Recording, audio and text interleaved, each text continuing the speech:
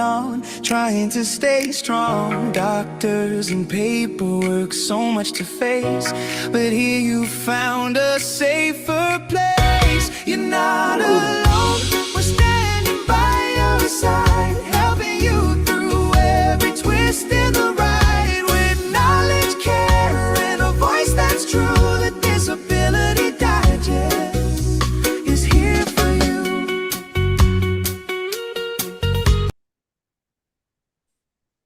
All right. Hi, everyone, and welcome. Once again, I'm Nadine, and I'm thrilled you're joining us for today's live session. So, today we are diving into a topic that affects every single person applying for or receiving disability benefits. So, there are three major factors that shape your eligibility and what you're actually paid. So, what are those three? That would be income, age, and timelines. And these can be confusing on their own. But when they overlap, they can completely change the outcome of your case.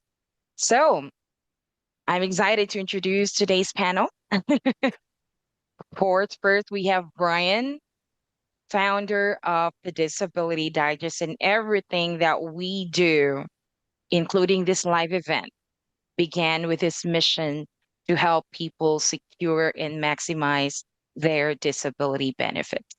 And of course, we also have Philip, who leads one of the strongest online communities for people navigating the disability process. And he works closely with our members as well to help them stay compliant and get the most out of their benefits. So, good morning, you guys.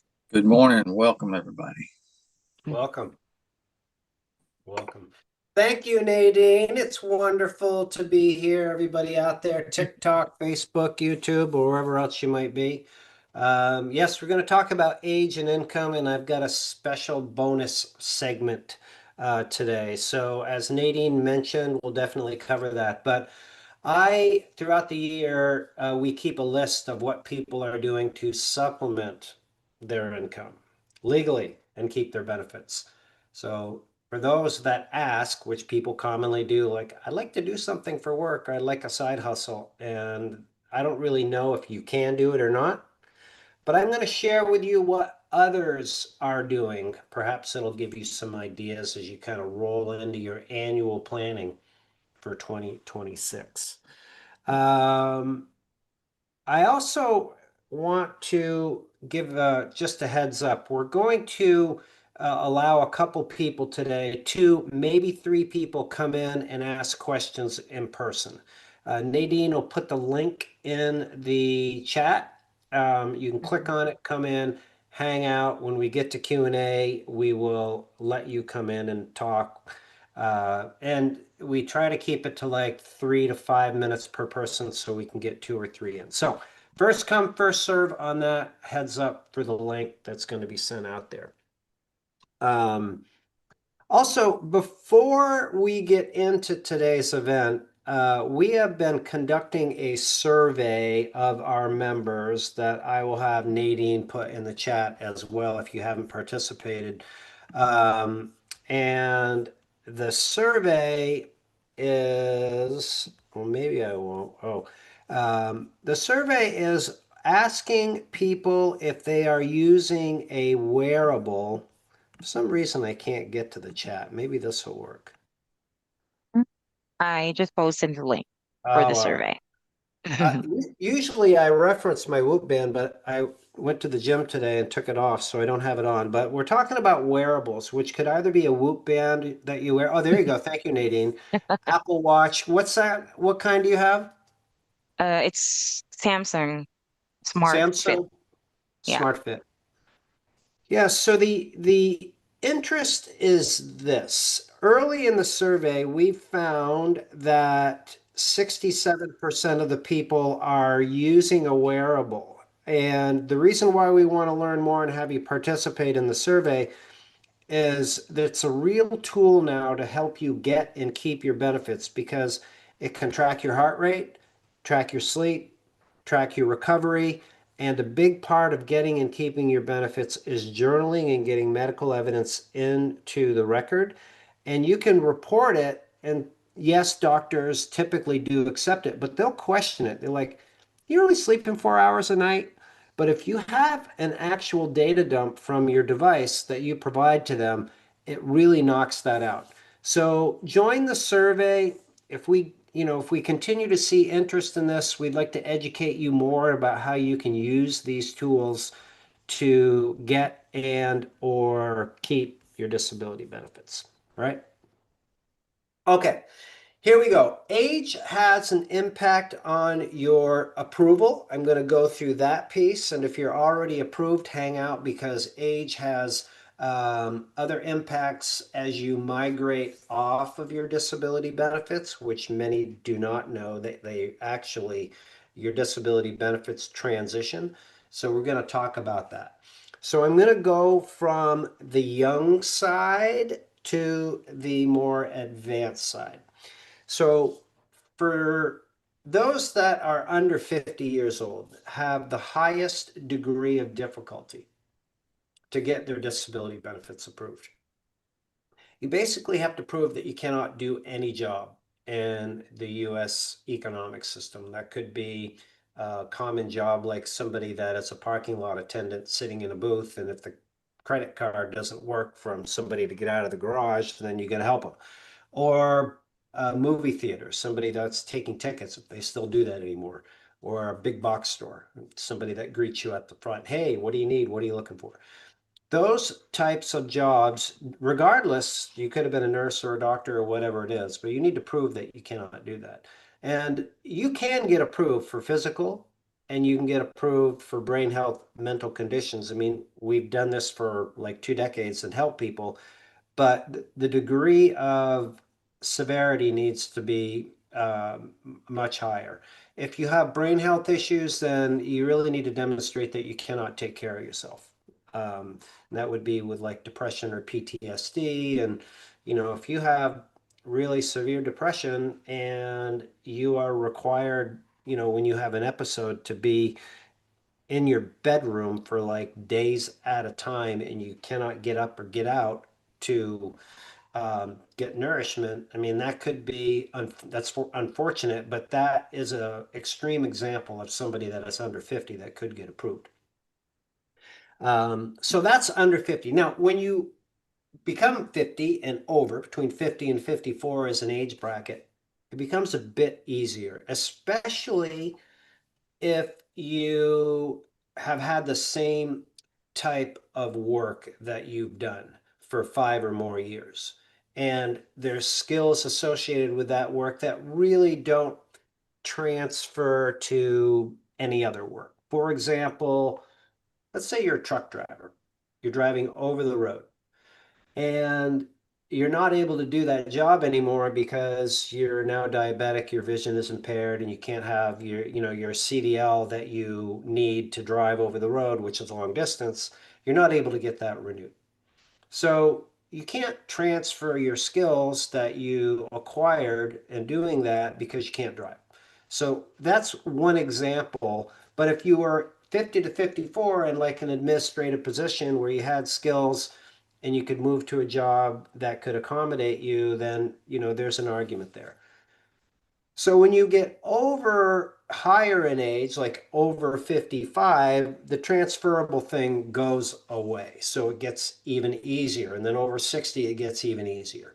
So that's where age can have an impact on your disability benefits as far as the ease of getting into the system. And regardless how old you are when you get approved, your Medicare eligibility starts 24 months after the date of entitlement, like your first payment. So if you get approved and you have 19 months of back benefits, then you've got 5 more months until your Medicare starts. It starts soon, right? So we've covered under 50, 50 to 54, over 55, and your Medicare benefits. A lot of people don't know, especially when they're younger, that when they get approved, that I get Medicare too, and a check. They do. Okay, here's a few other nuances. Age 62 is an important one, and that's because you can get your early Social Security retirement at age 62. And many people are not able to work and they get out of work and they take that early age 62 retirement because they need the income commonly. But what they don't know is that because of their age category and they're not able to work, they could qualify for their disability income. So what's the advantage of doing that? Well, it's more money. Your Social Security disability amount is typically 40% more about than your early retirement. So you get the higher amount by going through the disability qualification process. So if you've already taken your age 62 and you've been out of work for less than 5 years, then that's something you should consider because you'll get an increase in income, a nice bump in your paycheck. Um, Now, here's the next thing. At age 65, Medicare eligibility for people, but the point that I want to make here is full retirement age. For most out there now, it's 67.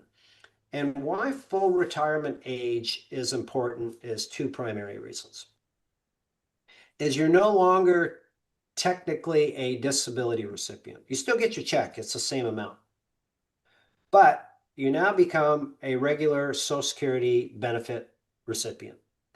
And the advantage of that, in my opinion, is two things. One is you're no longer subject to those continuing disability reviews. You're off the hook. And two, the income limitations that you have go away. So those are two things. There's a third actually. And the third is when you reach full retirement age, actually, when you reach 65, you can look at or see if a Medicare supplement would be ideal for you.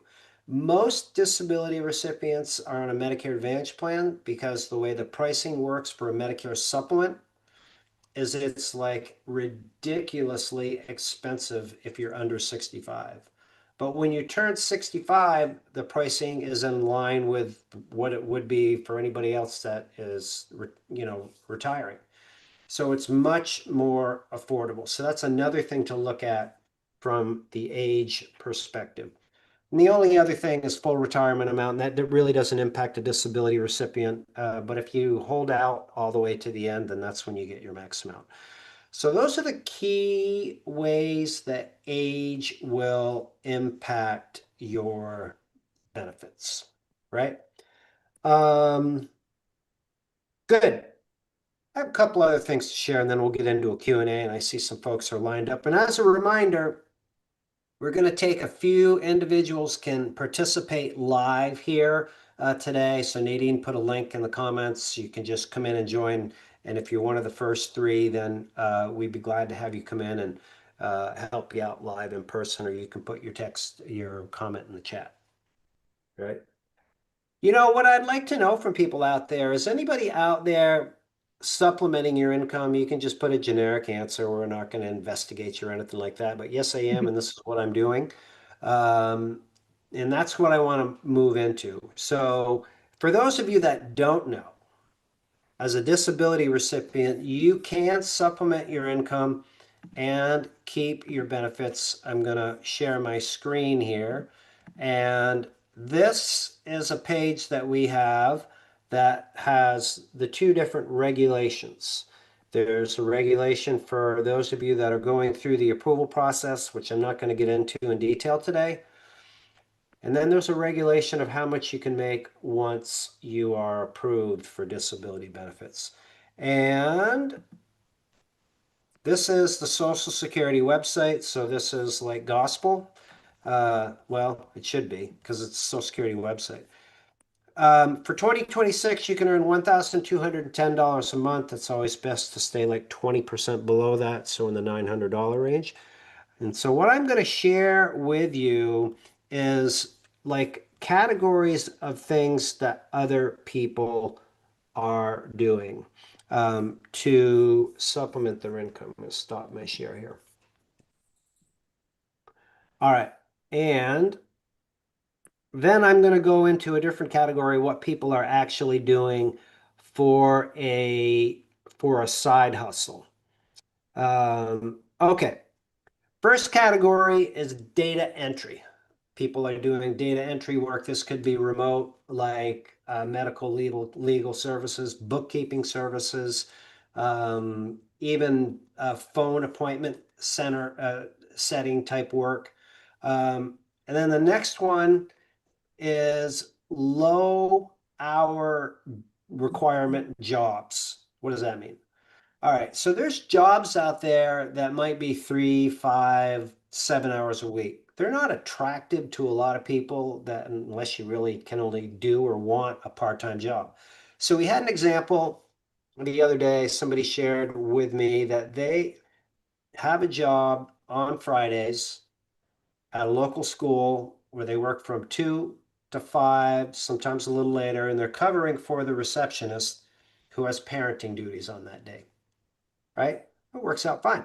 So just a few hours a week, something to do. And the only nuance to any of these jobs that are at a specific time is if your condition dictates that you can't go, then you can't go. But she's able to make it work. And let's see, the next one is driving. People are delivering, like they're doing Uber Eats, they're just driving for Uber, they're doing Lyft work.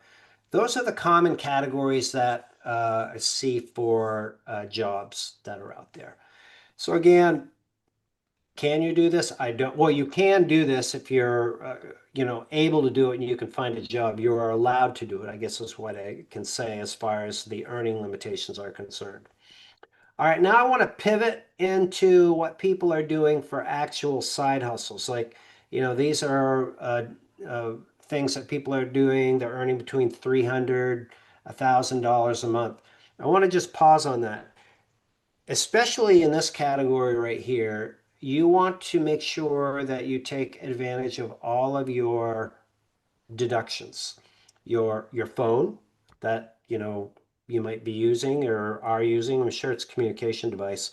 Any travel, and there's impairment related work expenses that you can use either self-employed or if you're employed. And the advantage of using those is if, let's say, for example, you have a job and you're earning $1,200 a month, but you have $300 a month in expenses, then your net is 9. So it really helps you control the amount of money that you're making. Okay. Uh, I was actually intrigued to see that people are pursuing AI, and not a lot of people right now are able to do it and are turning a profit, but people are learning AI.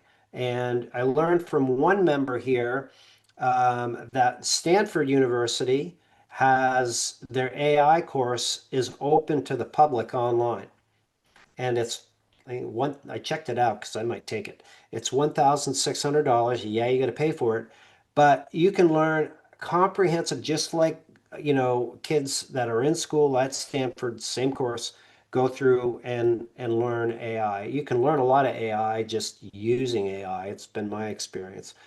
But so that's one category that we see. Creator income, TikTok, YouTube. There are some people that are creating channels. I am a huge fan of this. Of course, I'm doing it right now as well as others. But it's easy to do. It's flexible. You can do it when you want. It's very difficult if you were to get a review for them to argue that this is consistent, sustainable, because you can shoot content like whenever you feel like it, whenever your condition allows. And the better your content, the better it performs. So there's a lot of advantages to that. And some people are like, well, I've got my face out there and all that. And I understand that. But here's the point I want to emphasize. As long as you're not like approved for disability benefits with like a bad back and you're doing videos riding horses, that's a whole different deal. But if you're sitting or standing or doing something that is in line with your limitations, then you are allowed to work. And here at the Disability Digest, we've had advocates that are wonderful that have worked here since 2007. And yes, sometimes they get reviewed, but nobody has lost their benefits. All right, where was I? Okay, we talked about creator income. Online self-employment, freelancing using Upwork is a great tool. Video editing. There's whole social media, podcast, graphic work that you can do that's out there. So there's people that are in that bucket. Next one is digital shops. Again, like TikTok Shop. If you've been like on TikTok at all, which I just got reacquainted with it, you'll see that people are promoting things on TikTok that they can sell. And so that's, or you could do the old-fashioned eBay model. And here's the next one, which is actually pretty popular. I should break this down, like who's doing like percentage-wise the most, but I haven't. Tutoring, teaching online. There are people that are teaching English to foreigners, and so this is a common thing to do. Uh, Individuals I know are doing music lessons and other coaching type work, consulting in the field that you may have expertise, but you're not able to work in anymore. Art is another one that we've seen, art lessons. So these are some of the ideas that others are not ideas. These are what other people are doing out there that may be able to be something that you can leverage. Okay. Before we get into Q&A, just a shout out to those of you out there. As I mentioned, we're going to take 2 or 3 in so you can ask your questions in person. So Nadine has put the link in the notes. So join away. All right, let's roll with it. Right. So before I go through the questions in the comment and while we wait for someone to join us in Zoom, I think we can start with taking in questions from Philip's group. Mm-hmm. Hmm. All right, we got a couple of them here. First one says, I received a letter stating my SSI would go from $517 a month to $263 a month because my SSDI is $751 a month. Why would that be? Is that correct? Boy, that's a tough one. There's some with SSI, there's offsets. So there's something in your income equation that has changed um, that I would not be able to know about because I don't know all the, you know, resources that you have. Um, but if you want a passive way to find out how to, you know, see if this is like the real deal without talking to Social Security and like upsetting the apple cart and having them say, oh no, we made a mistake, then I would contact your local Center for Independent Living and ask for a benefit planner and just ask that question. Say, listen, this is what's happening to my check. Is there a way that you can help me evaluate it and see if it's the real deal? Centers for Independent Living are, I don't know if you could grab a link and stick it in the chat, Nadine, but you can search our YouTube Sure. channel, or if you're a member at the Disability Digest, contact support. All And right. folks, I see that you're joining and waiting to talk to us. So in a few minutes, we'll start taking the 2 or 3 in that we can. All right, Philip. All right, next one. Can the portal say you have enough work credits, but when you get approved, they look at it again?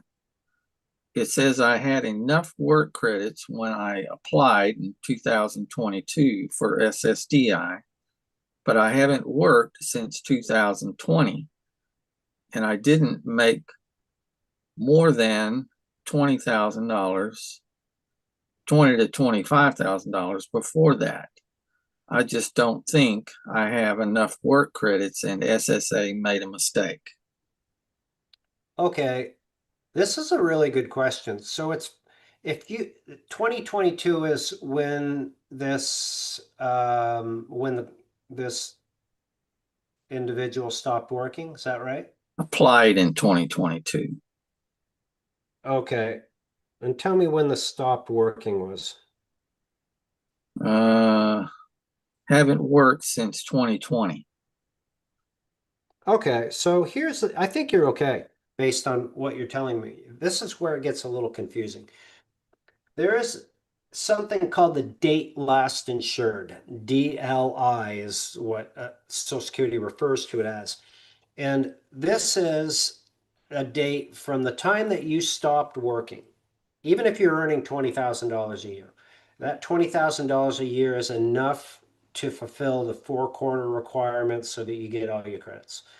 Then the date last insured is 5 years after the date that you stopped working is when your eligibility for disability benefits expires. But you started your application before your date expires. So as long as you start an application before your date expires, you're good. What is really unfortunate is those that wait more than 5 years and they're like, oh, Social Security? And then they go to look for their benefits and they can't get them. And since I've started doing this work here at the Disability Digest, like 2 decades ago, every month, 28% of the people that come here, we cannot help because they have stopped working and their DLI has expired. They just did not know. So if you know somebody like that out there, this is a massive problem. Tell them you got to take action or they lose it. I mean, think about somebody that's in their like mid 40s and they can't work. They have no access to any resources other than SSI, which is really challenging to survive on. And they forfeit their entire benefit package in Medicare. It's unfortunate. Make a Yeah. difference. I got in a rant there, but All right. Next one says, I just got this. On November 26, 2025, a representative started a final review to make sure that you still meet the non-medical requirements or disability benefits. Does this mean I got the medical approved and now they are checking the non-medical?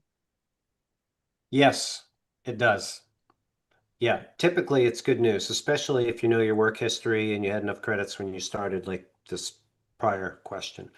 Yeah, but I mean, it's no guarantees. I would not pop the cork on the champagne yet until you get an award letter.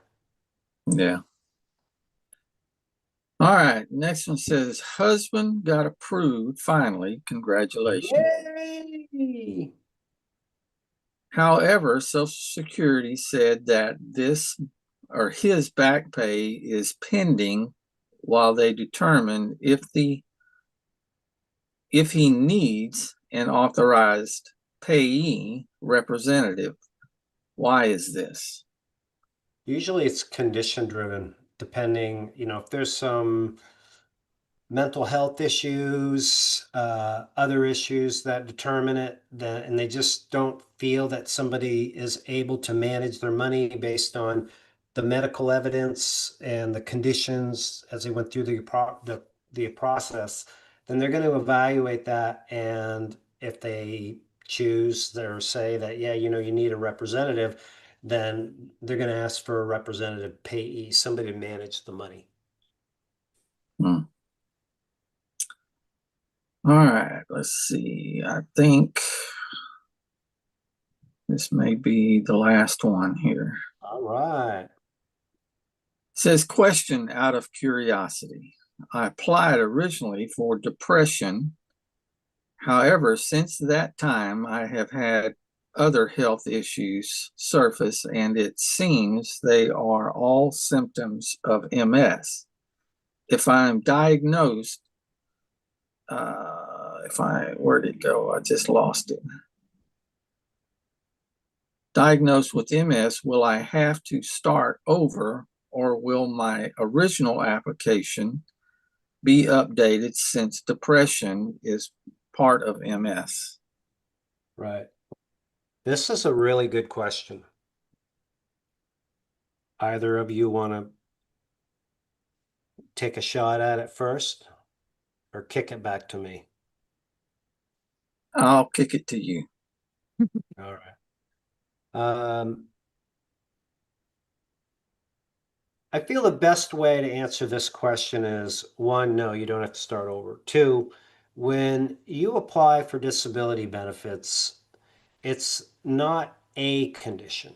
And it typically, very rarely, is it a condition. So one of the things I want to emphasize here is you need to think about everything that is going on with your body, head to toe. That's why I start with my hands up here. Even if it's a subtle condition, like you have maybe pre-diabetic and your A1C is bouncing it back and forth, your blood pressure or your sleep is inconsistent. All of those are really maybe small to you, but they're really important to the process. Now, one thing is consistent that I have seen over and over and over again is that when people are out of work and they're sick and they're injured, they lose your identity, you lose your income, depression is common. And those that don't have it, in my opinion, commonly just don't admit it. So depression, yes, is a key factor. And if you're going through the approval process, or even if you're already approved, I would definitely get evaluated. One, you could feel better. You could get some really good help. And two, if it's in your medical records, then it would definitely help the cause. So for this person, just to recap and tighten it up, you don't need to start over again, but you really need to work on your application because it sounds to me like you don't understand what you need to prove, and it's going to cause challenges in you getting what you're entitled to, and that's what we can help you here with. And this is one little answer that I'm sharing with you, but the best way we can help in a situation like this or any other situation is if individuals are a member here and they contact us and update us. I don't expect this person is, or join us as a member. We'll put a link in the show notes here. And then as a member, there's no charge for it. You get to talk with an advocate. They better understand your situation, where you're at in your application, what you have done and what you have not done.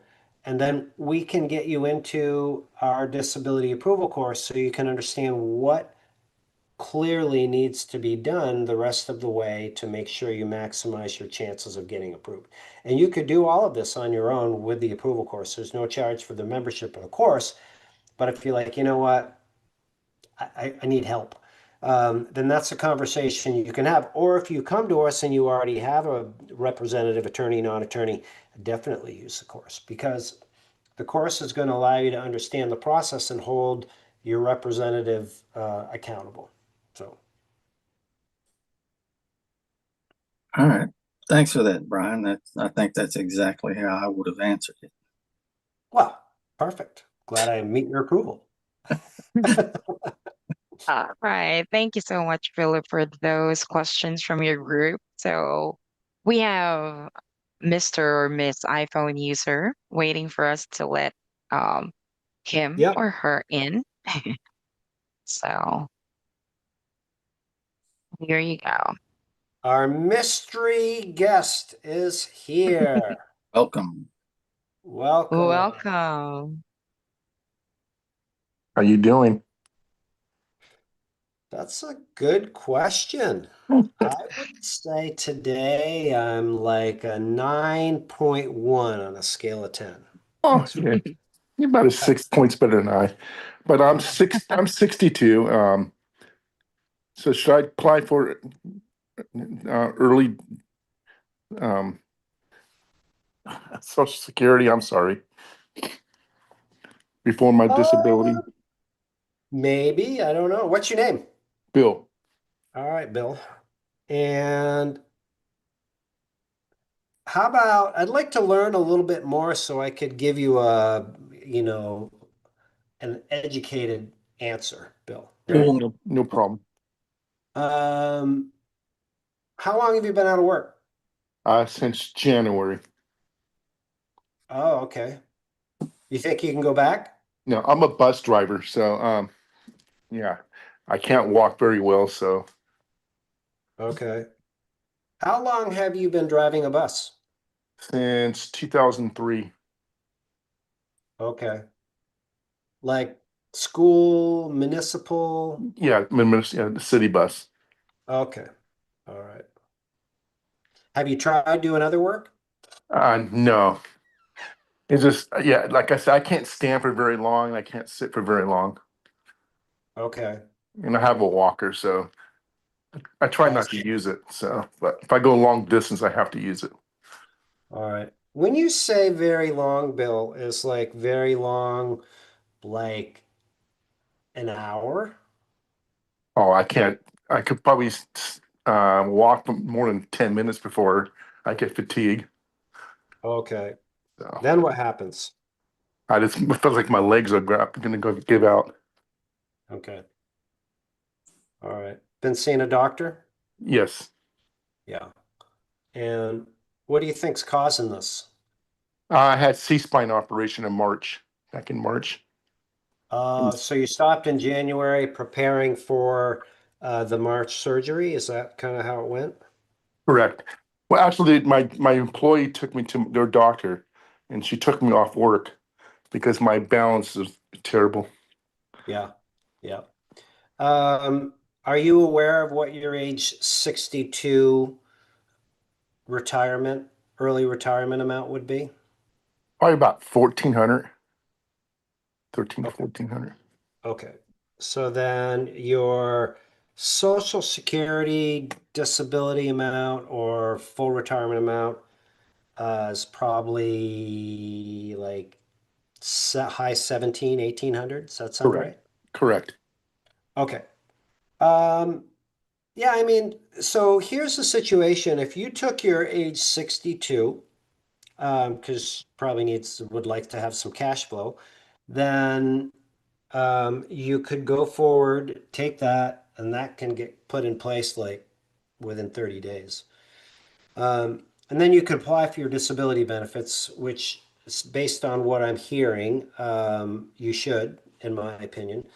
And the benefit of doing that is once you get your disability benefits approved, is you'd go from the 1,400 to the 1,800. So it's basically $5,000 more a year. Now, if you chose not to do that and you stayed with your age 62, you're stuck with that number for life. So Okay. you either can have 1,400 for life or 1,800, right? Um, so that's the deal. And a few things that I would, if you do pursue disability, again, which is what I suggest, then, in listening to you, I would encourage you to brush up on what you need to prove for your limitations and how to communicate those, and then, all the other aspects of the application process. So ideally, you can get approved at the initial application and it doesn't drag out for years. We can help you with that, as I just mentioned in the prior question. You can join us as a member, get in touch with one of our advocates. They can learn more about your situation, your limitations, get you into a course. You can do it all on your own. If you like, or if you don't want to, then you can speak to us about what your options are. Okay? Yeah, I'm already a member. You guys have been great, so thank you. Ah, wonderful. Wonderful. So Mm. good. Anything else I can help you with? No, that's it. Thank you so much. All right. Be well. All right. Keep us Hi. posted. Thank you. Bye. Thank All you right. so much, Bill. Okay, we have another iPhone mystery caller.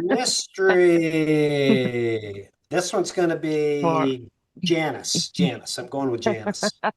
Hi, Janice. No. How are you? We don't hear you. There we go.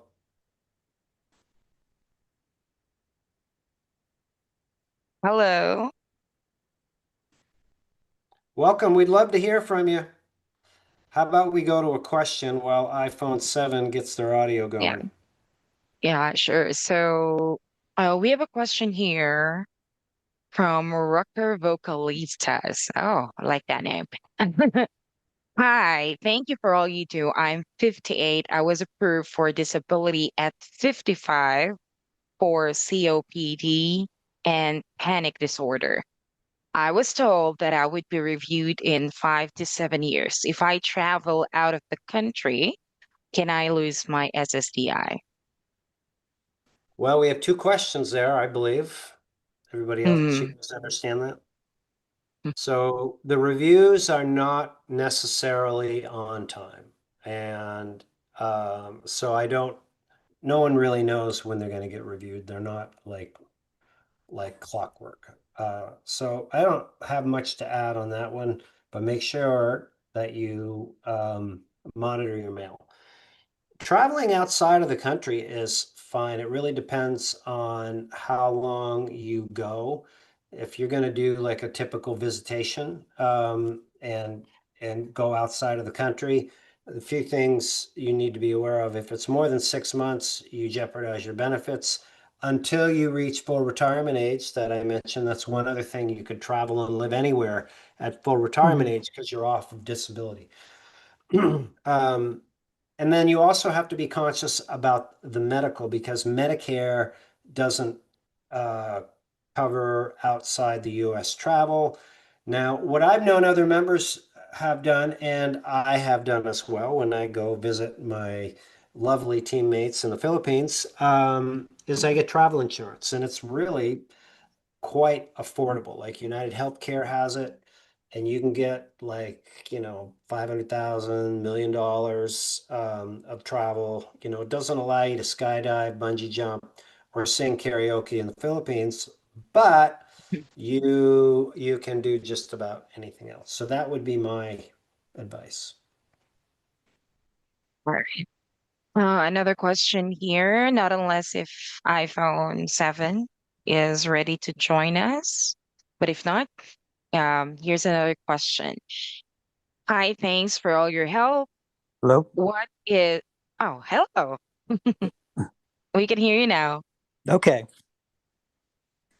So, I was a Maryland State employee for 20 years. They found me disabled in 2019, so I collect a pension every month. Um, also suffer from ulcerative colitis. I've had 3 back surgeries, and I suffer from anxiety and depression. I filed for Social Security back in September with Citizens Disability. I was just wondering what my chances would be to get approved. Yeah. Thanks for joining. What's your name? Daniel. All right, Daniel. Are you living in Maryland? Yes, I'm living in Maryland. I love the crab cakes, man. They're so good down there. Unfortunately, I'm allergic to seafood, so Oh, really? yes. Bummer. So, all right. So you're with Citizens Disability. What stage are you at in the process? Are you initial, waiting, apply The and fu- deny? yeah, the funny thing is that they submitted the application on September 4th, and I get online to see the citizen. I mean, not the Social Security website, and it still says step 1. Yeah. Well, okay. I don't know. I don't know what the wait time is in Maryland, but I know the average like time for a decision throughout the US is 233 days. So you're really October, November, you've had like 2 months. So it's not great, but it's not surprising.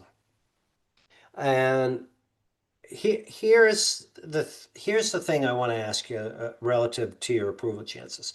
Could you explain to me, Daniel, in like 2 sentences or less, short, concise statement? I'm going to hold you to the length, don't want it to be any more than that. Why you're not able to work? Can't sit or stand for long periods of time because of my surgeries and my neuropathy in my legs. All right, that's good. Now, when you say a long period of time, could you stand for 8 hours? No. How long? I had a part-time job and I could only work 3.5 hour shifts. And was that standing for 3.5 hours? Yes, but Okay. I had to frequently sit down. Okay. And frequently is how often? Probably every 25 to 30 minutes. Okay. All right. Are you over or under 50? 53. All right. In the state of So Maryland, yeah, you're doing great. What was your comment? I was saying this, the state of Maryland found me disabled with early retirement with them back in 2019. Yeah. So I do collect a Yeah. pension. Yeah. Other disabilities, it's it's difficult to draw a parallel or to indicate if they're going to influence your Social Security decision because Social Security has got like the highest standard of disability. Like you could have disability from your job that could be you're not able to do your job that you had with the state of Maryland. And that could have been the qualifier. And I don't know, but I'm just using that as an example. Veterans commonly have this problem. Um, so here's the thing that I'm hearing from you as far as your chances are concerned is if you're not able to stand for like a period of time and you require intermittent breaks like every 20 minutes, then what is it like for you to sit? Could you sit for, you know, 6 out of 8 hours? No, sitting is actually worse than standing. All right. Okay. So this is probably not what you want to hear, but I think that you've got the premise for definitely getting approved. And I don't know the answers because I can't look into your medical, but it sounds like me, like you definitely have had challenges working and you're having difficulty sitting or standing. My advice would be this, is to work on how you are presenting yourself uh, as far as the reason why you can't work. You did a good job in explaining it, but long period of time is vague. And when I redirected the question, you came back to me and said that you could stand for 3.5 hours and then you need to take intermittent breaks. So think about something like this going forward, is that I'm not able to work because I'm not able to stand for more than 3 hours, even with intermittent breaks every 20 minutes.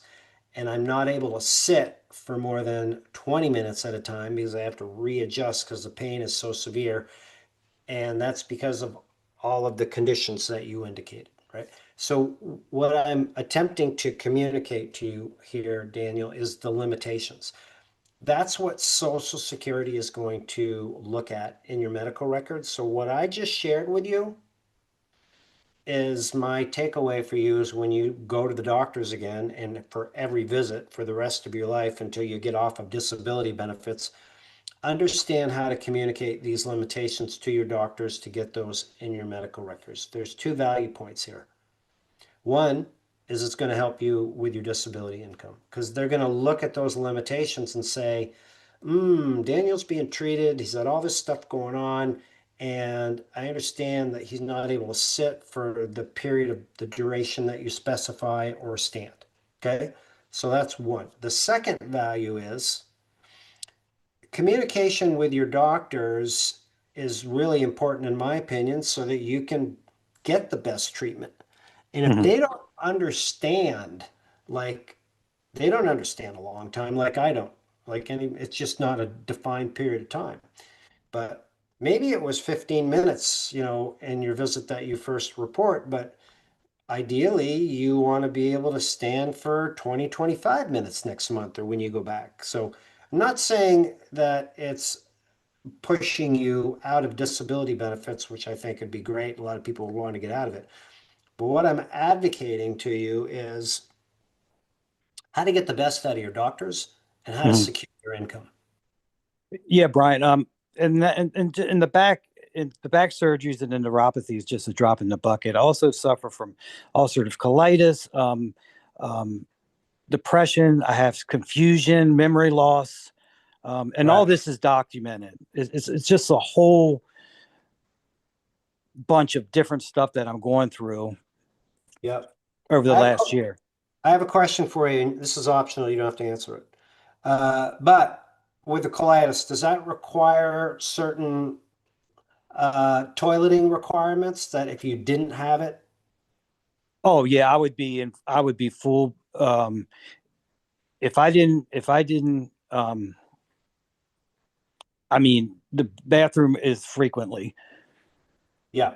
Okay. So here's another thing. This is for anybody out there, because it could be colitis or any other like condition. If you have toileting requirements, like how many are they and how often does it take? So if you need to go to the restroom 3 times an hour and it's going to take at least 10 minutes because of your condition, that's what you should be communicating to your doctor. Because, Mhm.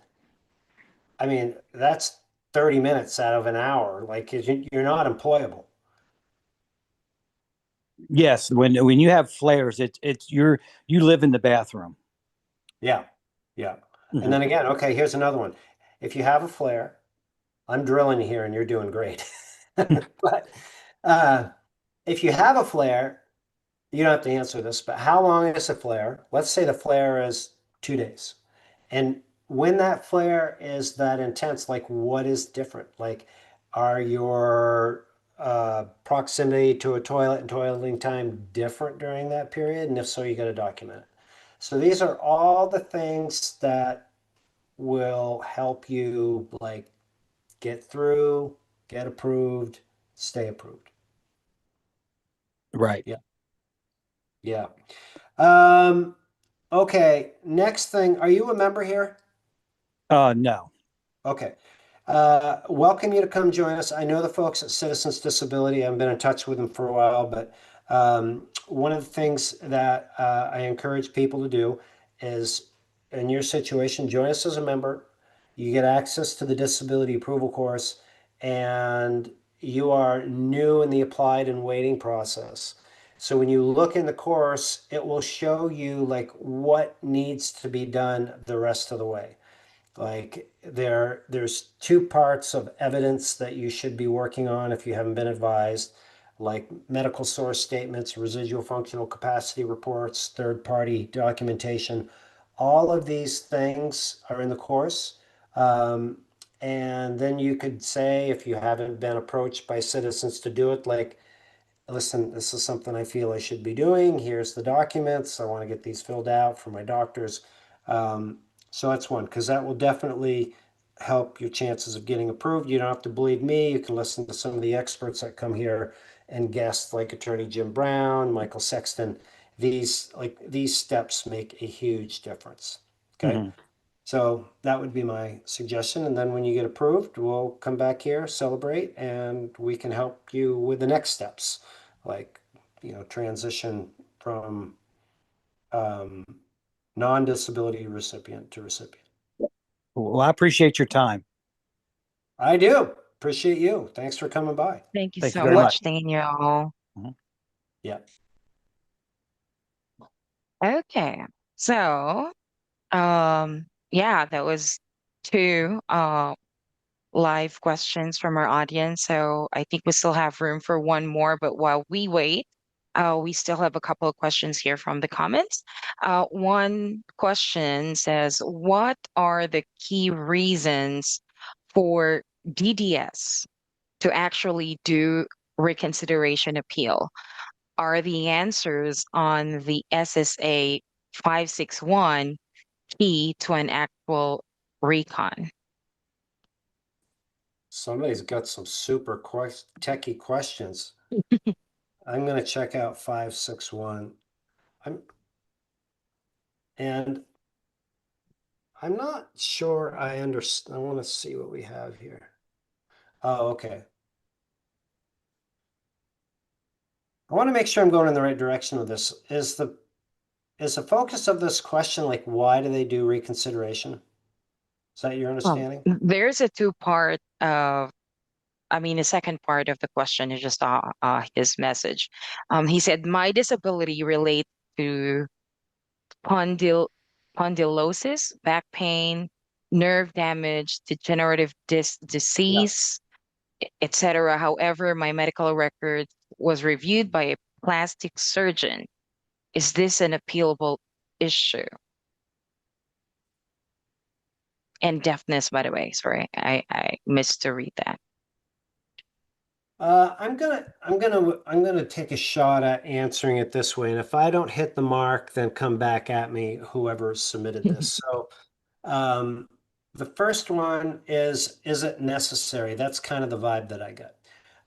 And frankly, I'd like to see him do away with it, but I'm not here to change policy. We just play the game that has been created. And the 561 is the request for reconsideration, and I haven't done one of these in a while, so I forgot the form number. Mhm. But yes, you do need to do it. And the challenge with this step is the approval rates are really low, like 11.7% nationally.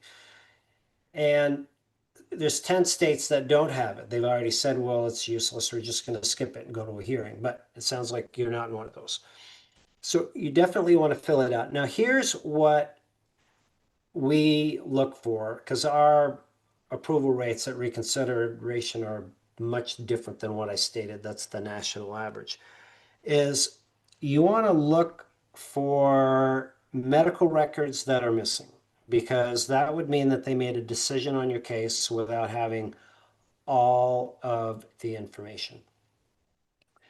You also want to look at conditions that were like not reported in severity properly. Perhaps that goes into the plastic surgeon piece. Here's an example.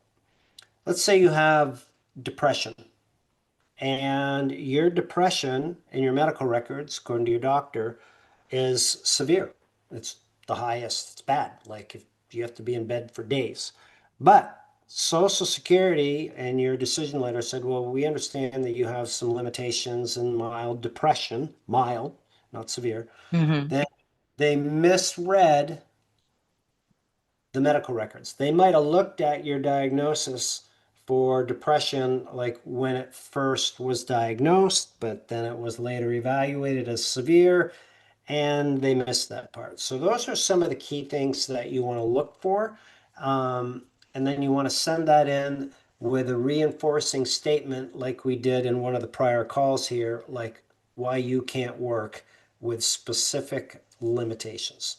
Those are the three. Now, with the Disability Digest, we have a specific section of the disability approval course that shows you what to do, how to fill out this form, how to craft a statement to go with your appeal. So if you're not a member, come join us and we will put you into that section of it, because this is really a critical time for you to write the course because something was missed, right? Mhm. And not only that, if you haven't done some of the other steps that you could have, should have done at the initial application stage, like the extra evidence that's really going to make a difference, then you can definitely should do that now to get your application um, up, well, in line with getting approved.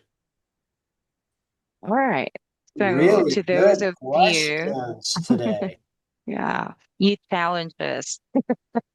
But anyway, to those of you who are not yet members, I posted the link for you to join in the comments. So feel free to visit the link and fill it out. Okay, we got another question here. He said he's a musician and he wants to know if I perform a few times every month just for a few $100s, can I lift light equipment or would I need someone to help me? I think, to my understanding, he's worried about SSA, you know, getting Right, him caught in right, the act lifting. Yeah. right. Right. I don't know what instrument you're playing, but if it's the mandolin, it's going to be fine. Um, You know, if you're setting up a drum kit and you have degenerative disc disease, it's probably not good for your health and not good visibility for you. The working and playing, I think that's awesome if you can do it, but you need to figure out that that piece. I think that's a great way to get out and just, Yeah. let loose. Um, yeah. Okay, another question here from Nikki. I've been denied all the way to appeals council. I'm at federal level and filed pro. I don't know what she meant. That it says pro C. It might be a typo. Just to save the date of November 21st. I'm currently seeking representation, but no one wants to help. I'm lost. Well, if you're at that level and you've talked to people that are experts, and in my experience in doing this, there's like 3 companies that I know of that are good at the federal level. This is truly a nuanced stuff. And if you've talked to them and they won't take your case, I mean, if it was me, I wouldn't chase it. The other thing I would look at is what's your date of last insured? Can you file a new application?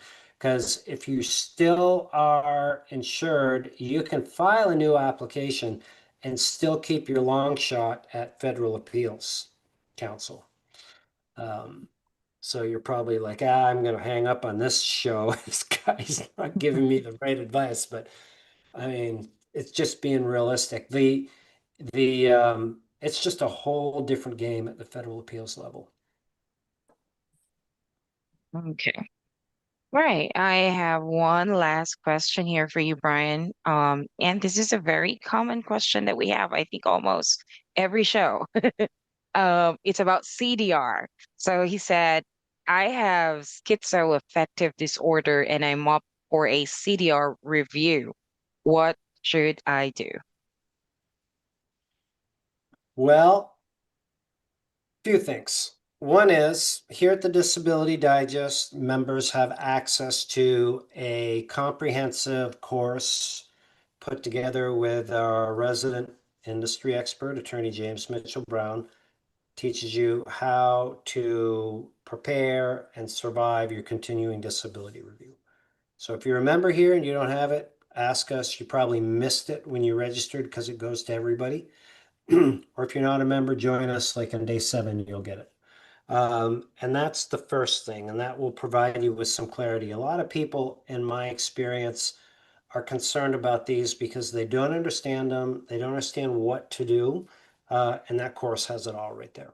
Second thing is, if you've been going to the doctor and doing like your doctoring properly, I encourage you as best you can is just to let it go and know that you are controlling what you can control. You go into the doctors, you've got your top 5 limitations, you're communicating those to your doctors, you're checking your medical records, they're all in your medical records, everything's fine. So when Social Security comes through and does your review, then you're good. But if you're not doing that, I'd start today because that's that's what leaves you vulnerable. All Okay. right. We get to buzzer beater questions if that's okay. Buzzer beater. I love it. Let's Yeah. go. So, in your experience, is there any daylight between FSA and DDS? Example, acrimonious. I have I'm no not idea. sure what he meant. I'm stumped. Philip probably knows. Philip, what's the answer to that one? I have no idea. You I don't got even know what she said. What did you you say? you got us all on that one. I don't know. Yeah. Yeah. Okay. I think acrimonious, according to Google, means angry and bitter.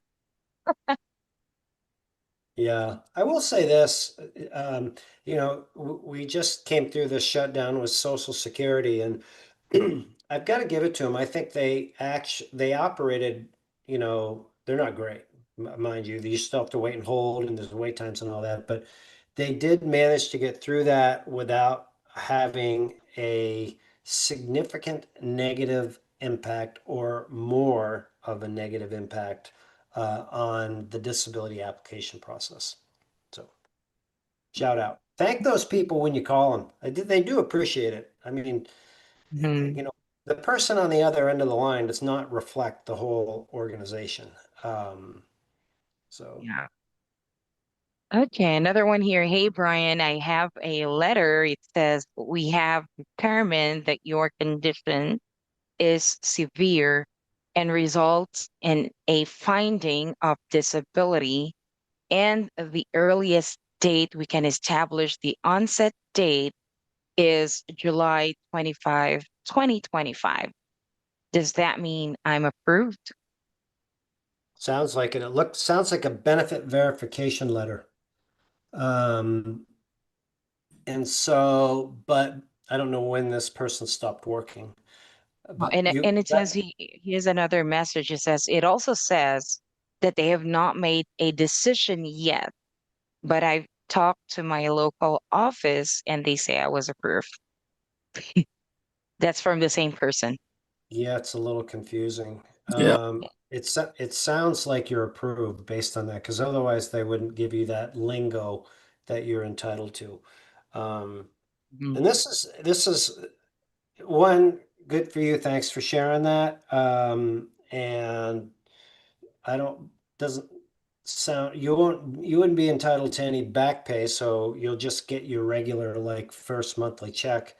And if it was July, August, September, you might even have to wait for your payments to start 5 months, but you're approved. Mhm. Um, Here's something I want to point out to people that you need to be conscious about, and why I continue to like beat my drum about doctoring is, let's say this person has been out of work for a year or so.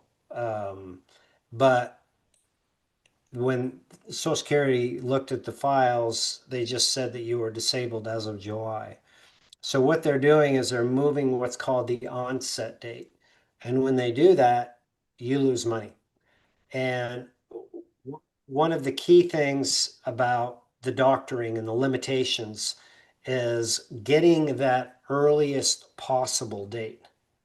Because if this person missed 10 months of back benefits and the average check was, his check was 1,700, that's $17,000 for not doing the right thing when you go to the doctors. Maybe it's worth it to you, but I don't, it doesn't.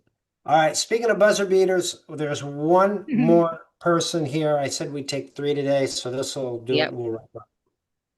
Okay, Have we're we already taking taken another. three? It's two, maybe. I don't know. Anyway, come on in. Yeah, This another is iPhone mystery caller. this is going to be Julie. Mm-hmm. Hello, I'm gonna ask you to unmute so we can hear you. Good afternoon, and I want to thank you all for having this platform for people like me that don't understand the process. I just turned 56 2 weeks ago, and I applied for SSD in July of 2024, which would be last year. Mm-hmm. I have a few disabilities, a few mental issues and physical issues that has prevented me now to be able to work full time. I am an empty nester now, and I would love to work as many hours as I could. But I said I can't do it now because of my body ailments and my mental status. So when I did apply last July, I applied for SSD. But the lady that interviewed me at the Social Security Department, she said, well, I actually applied for SSI, and she said, "Well, Miss Hardy, you have enough points for us to apply for two applications. You can apply for SSI and SSDI at the same time because you have enough points." And my end date, they said, was for Social Security insurance is 2027. So I just got approved about 3 weeks ago, and then I got pulled for the quality control. Okay. So now I'm stuck in the quality control, All right. and I don't know how that process goes. Well, if you don't mind my asking, what is your name? My name is Julie Hardy. Didn't I Oh, say it was going to be Julie? Yeah. yeah. Brian, I think you really need to bet Ding. in the lottery. I'm going to go buy a lottery ticket. Is it Yeah. really Julie? It is. Ooh, damn. All right.